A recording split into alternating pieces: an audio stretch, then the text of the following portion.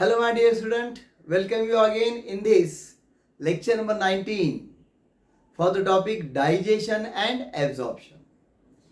Now we have started the study of physiology of digestion, that will give the details of that process. In the last lecture I told you that digestion is the process by which complex and unabsorbable form of the food is converted into the simplest and absorbable form by the action of enzymes. और ये पूरे अलग अलग steps में आ जाते हैं अलग अलग ऑर्गन्स में एलिमेंट्री कैनाल के.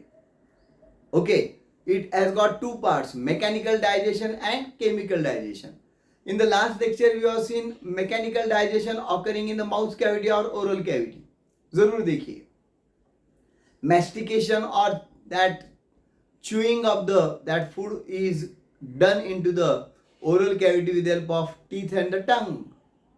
और salivary juice जो है that comes there in the mouth cavity by saliva. ये जो saliva है उसके साथ food को mix किया जाता है. That food which is masticated, the masticated food is mixed with saliva juice और salivary juice, लाल रस. तो that will form a structure known as bolus, जिसे हम निवाला कहते हैं, and that is undergoing the swallowing. उसे swallowing किया जाता है, swallow किया जाता है.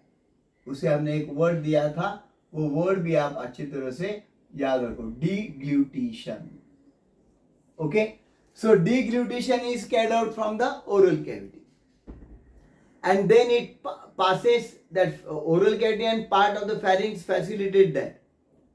Then it comes in the esophagus, and through esophagus it is carried out into the, it is thrown into the pharynx, and then from pharynx it is thrown into the esophagus, and through esophagus it ultimately goes into the stomach. Okay, by what? By contraction and relaxation of the muscularis wall, you know, that is called as peristaltic movements.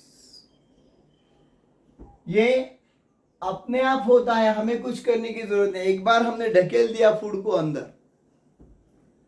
तो pharynx और oesophagus जो नेक से जा रहा है, हमारे पूरे chest से जा रहा है, and that pierces the diaphragm and opens into the stomach. उस ओपनिंग में भी हमने देखा एक स्फिंक्टर है, कार्डियक स्फिंक्टर कहते हैं, oesophago, that gastric sphincter, that is cardiac sphincter.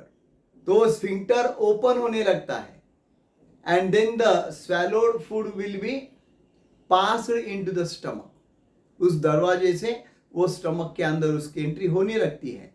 फिर हम एक निवाला खाते, फिर दूसरा खाते, फिर तीसरा खाते, खाते ही रहते पेट भरने तक. Isn't it? And then that will ultimately come into the stomach. तो वो अच्छी तरह से जान लो. Then particularly that saliva juice contains what, that we know. Salivary juice और saliva, it contains mucus, उसको तो हमने देख लिया. That mucus can facilitate the process of deglutition. Lubrication करता है mucus, so easily swallowing हो जाता है. Then also it contains some electrolytes.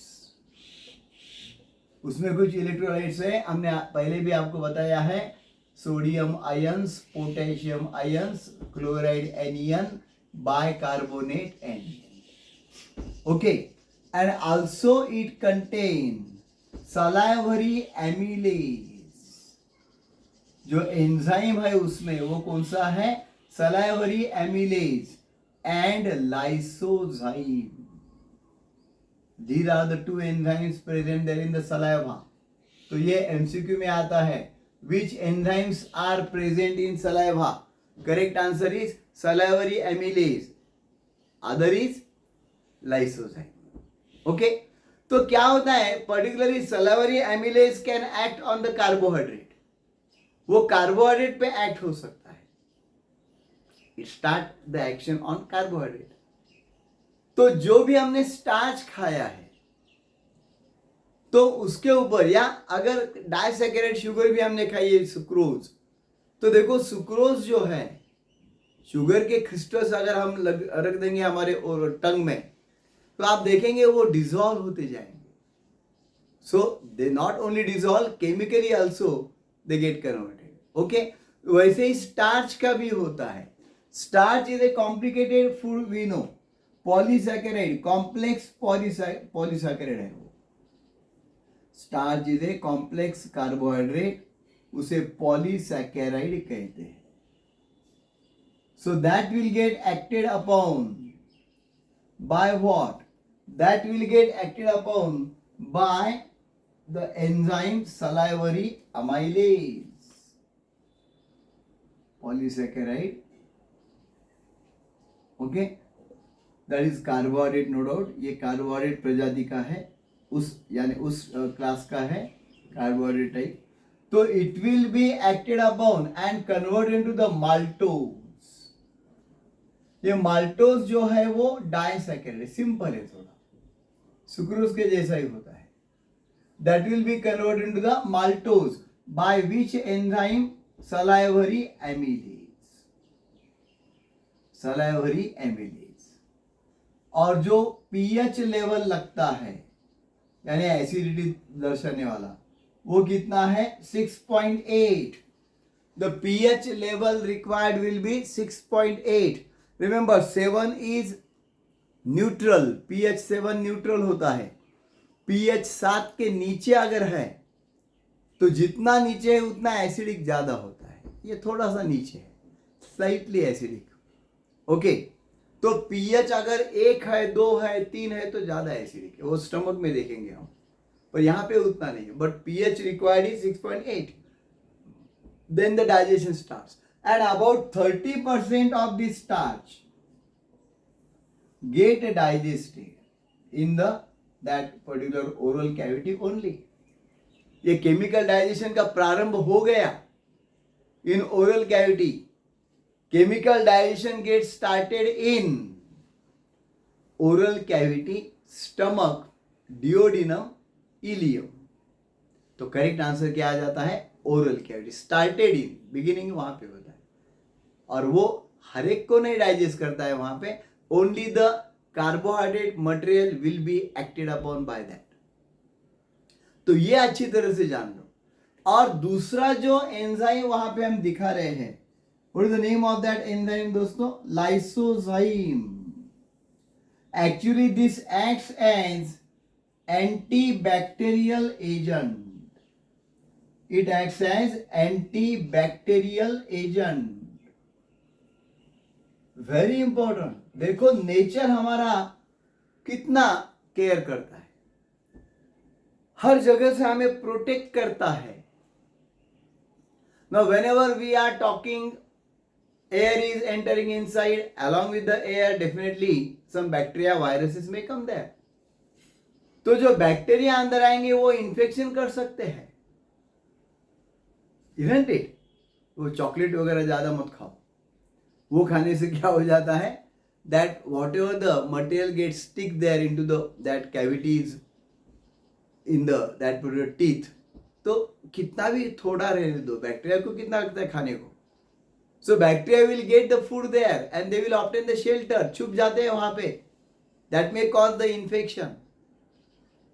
कई बार हम देखते हैं बचपन में ही टीथ प्रॉब्लम आ जाता है, तो उसका बेसिक रीजन होता है excessive feeding, that particular chocolate consumption. Okay, वो अच्छा नहीं है. या कोई भी स्वीट जो खाते हैं तो उसको अच्छी तरह से बाद में वॉश करना जरूरी है. तो ये जो लाइसोजाइम एंजाइम दिया है सलाइवा में, that acts as antibacterial agent. Whatever the bacteria, germs are coming along with the air or the water or the food, they will be attacked by this lysozyme and they will be completely destroyed. कितना care किया है देखो. And that's why these natural things are really designing जो किया है हमारे body का, और नेचुरल लेवल पे अगर हम देखते हैं तो इसकी बिल्कुल तोड़ नहीं है. Okay, so we should always be grateful to the nature. Try to learn. तो ये यहाँ तक हुआ है, और बाद में इस फॉर्म में जो फूड है सलावा से मिक्स किया हुआ, डिग्लूटिनेशन किया हुआ, वो अल्टीमेटली कहा जा रहा है stomach. So what happens in stomach, that definitely we shall learn in the next lecture.